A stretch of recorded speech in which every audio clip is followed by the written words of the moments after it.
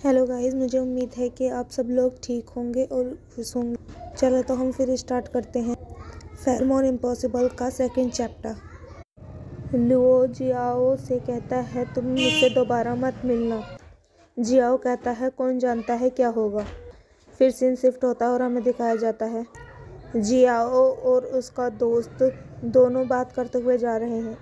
Xiao का दोस्त कहता है, वह छोटा बदमाश लुओ जब भी तुम्हें देखता है तो क्रोधित हो जाता है। तुम हमेशा उसे क्यों उकसाते रहते हो? जब मैंने आप दोनों को स्टेज पर देखा तो मुझे लगा कि आप लड़ने जा रहे हैं। जियाओ फ़ोन में देखते हुए कहता है कि ये सब लुओ ने शुरू किया है। मैंने उसे शांत करने की कोशिश की थी। जियाओ फिर अपना फ्रेंड को अपना फ़ोन दिखाते हुए कहता है, देखो वह इतनी आसानी से नाराज़ हो जाता है। क्या यह थोड़ा अजीब नहीं है? लुओ जियाओ को मैसेज करता है, आपको क्या लगता है कि आप क्या हैं? मैं जानता था कि यह आप ही थे। जब आप बच्चे थे तभी से आप हमेशा एक बुरे बच्चे की तरह रहते थे।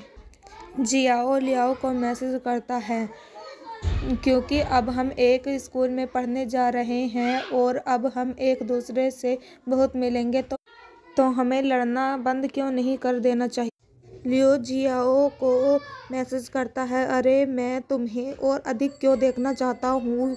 मैं यह सुनिश्चित करूँगा कि मैं अब तुमसे दूर रहूँ। जियाओ का दोस्त कहता है, मुझे लगता है कि इसीलिए आप लोगों का फेरोमोन मैच 0% था। फिर सीन शिफ्ट होता और हमें दिखाया जाता है लुओ को। उसमें न्यूज़ आ रही थी, क्या आपने देखा कि वे एक साथ कैसे बैठे?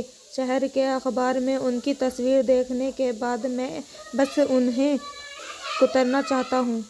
फिर कोई दूसरा कहता है कि उन दोनों का एक साथ रहना संभव है। उनका फेरोमोन मैच 0% है और वे हर समय लड़ते रहते हैं। मैं आगे की सीटों पर बैठा था।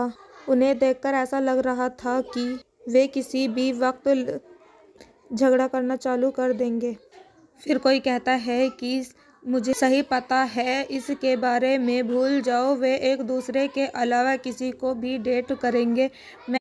हमें साइंस पर विश्वास करने की आवश्यकता है। इसके बाद कोई और कहता है, क्या लुओ जू एक ओमेगा है? क्या इसका मतलब यह है कि पास उससे मिलने का एक मौका है? लुओ यह सब देखकर डर मन में सोचता है, बुरी खबर निश्चित रूप से तेजी से फैलती है। वह जब भी आसपास होता है तो हमेशा बुरी खबर आती है। फिर वह किसी के डोर पर नॉक करता है।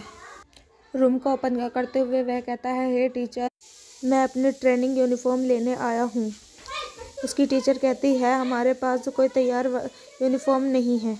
हाँ, स्टूडेंट काउंसिल रूम में जाओ और किसी से भी अपना मेजरमेंट, अपना आकार नापने के लिए कहो।